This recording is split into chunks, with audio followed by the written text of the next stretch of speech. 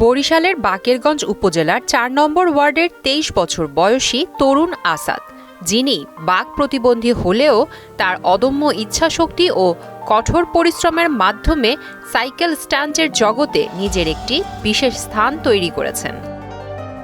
ছোটবেলা থেকেই সাইকেলের প্রতি তার গভীর ভালোবাসা ছিল, যা তাকে বিভিন্ন জটিল স্টান্ট কৌশল রপ্ত করতে অনুপ্রাণিত করেছে। প্রতিদিন সকাল বিকেলে আসাদ পৌর শহরের বিভিন্ন সড়কে সাইকেল নিয়ে কসরত প্রদর্শন করেন। তিনি কখনো সাইকেলের সিটে মাথা রেখে ২ পা উপরের দিকে তুলে চালান, কখনো এক চাকা তুলে ভারসাম্য বজায় রেখে সাইকেল চালান। এতে নিজে যেমন আনন্দ পাচ্ছে, মুগ্ধ হচ্ছেন দর্শনার্থীরাও। তার সাইকেল স্ট্যান্ড দেখতে অনেকেই আবার সড়কে দাঁড়িয়ে থাকেন। তার স্ট্যান্ডের মধ্যে রয়েছে head stand, wheelie, surfing, rolling, টপি ইত্যাদি। এই সমস্ত কৌশল তিনি কোনো পেশাদার প্রশিক্ষণ ছাড়াই ইউটিউব ও সোশ্যাল মিডিয়ার ভিডিও দেখে নিজে শিখেছেন। আমি খেলাটা ২ বছর ধরে করতেছি, চাইছে একে নিয়ে বড় কিছু। স্থানীয় বাসিন্দারা আসাদের এই প্রতিভায় মুগ্ধ।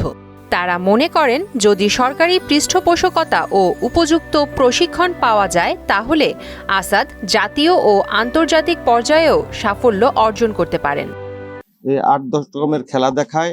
এই খেলা দেখার জন্য অনেক মানুষ ভিড় দেয়, অনেক বাচ্চা ছেলেরা আছে, মা বোনরা, মুরব্বীরা দাঁড়াই থাকে, অনেক লোক ভিডিও করে। আসাদ ভাই কোন সময় আসবে এই জন্য আমরা সবসময় দাঁড়াই থাকি, তার খেলা দেখে আমরা মুগ্ধ। ভালো আরো আগাত পরে এই জন্য সরকার দ্বারা আমরা আবেদন করতেছি। একটু সবাই সামনের দিক আগাই আসতো, তাইলে ছেলেটার জন্য অনেক ভালো হইতো। আসাদের এই অনুপ্রেরণামূলক গল্পটি প্রমাণ করে, শারীরিক প্রতিবন্ধকতা সাফল্যের পথে বাধা নয়।